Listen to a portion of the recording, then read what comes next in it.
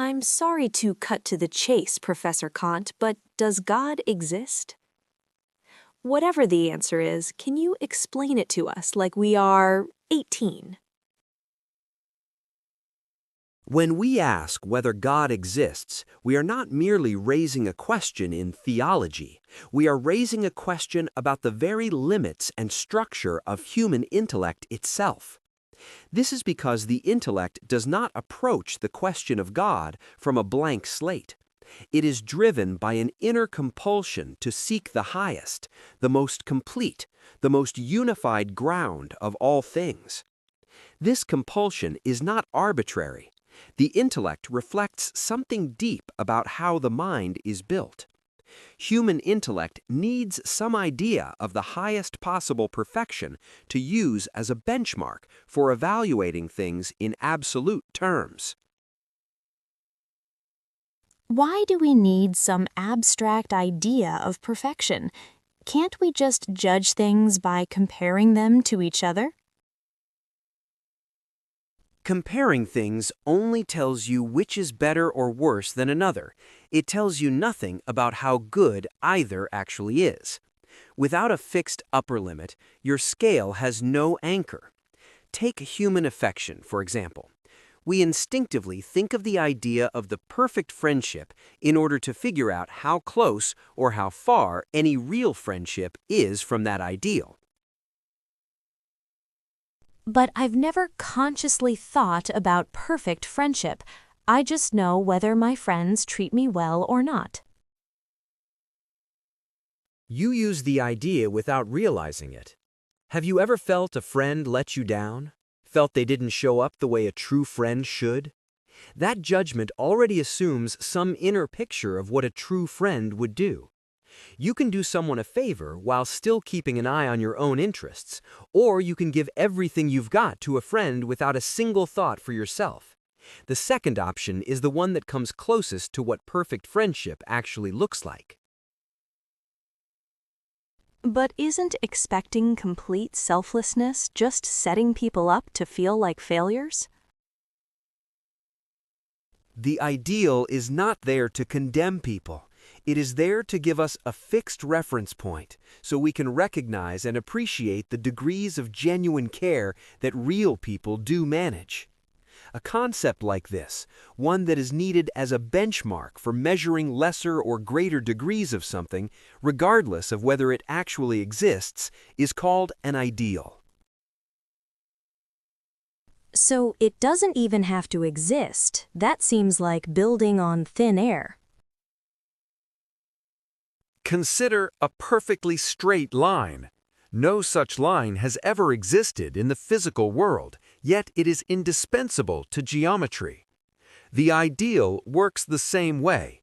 But aren't these ideas, such as Plato's conception of the perfect republic, all just fantasies? Well, not at all. The whole point is that I can try to arrange real situations to match up with my idea. Every time someone tries to build a perfect society, it ends in disaster. Isn't chasing ideals dangerous? Only when people mistake the ideal for a blueprint they can impose on reality by force. Used correctly, it is a compass bearing, a direction, not a destination. A ruler, for example, can set up his state so that it aligns with the conception of the ideal, perfect republic, as a way of bringing his state closer to perfection.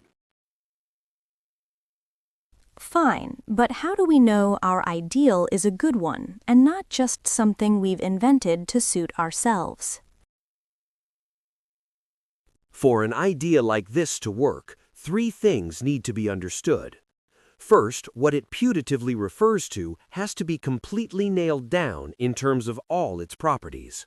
For example, in the concept of God, all positive attributes are conceived: perfect knowledge, perfect goodness, perfect power.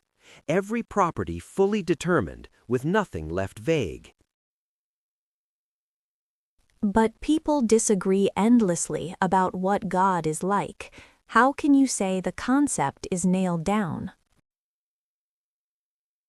Those disagreements concern the content people assign to the concept. They do not undermine the intellect's demand that a genuine ideal must be fully determined.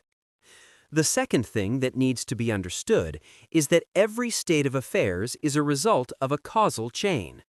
Again, think of God as the ultimate being who cannot be derived from anything else, in other words, cannot be caused to exist, but from whom everything else ultimately derives. But doesn't everything have a cause? Why should God be exempt? Follow the chain of causes backward indefinitely and ask yourself whether it can go back forever with no starting point. Human intellect resists that conclusion. It demands a stopping point, something that grounds the whole chain without itself needing grounding. The third thing to be understood is that everything is related to each other in one way or another. That is to say, the interrelationships and connections that hold the whole thing together can in principle be thoroughly understood, with nothing left hanging. Surely there are things that simply cannot be understood. The intellect proceeds on the assumption that everything is in principle connected and intelligible.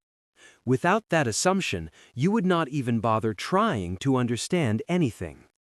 The Supreme Being is supposed to be what the world in its entirety depends on, but everything within the world depends on everything else.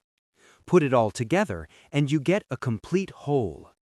The mind is always pushing toward unity, always trying to tie everything together and work its way up to the maximum.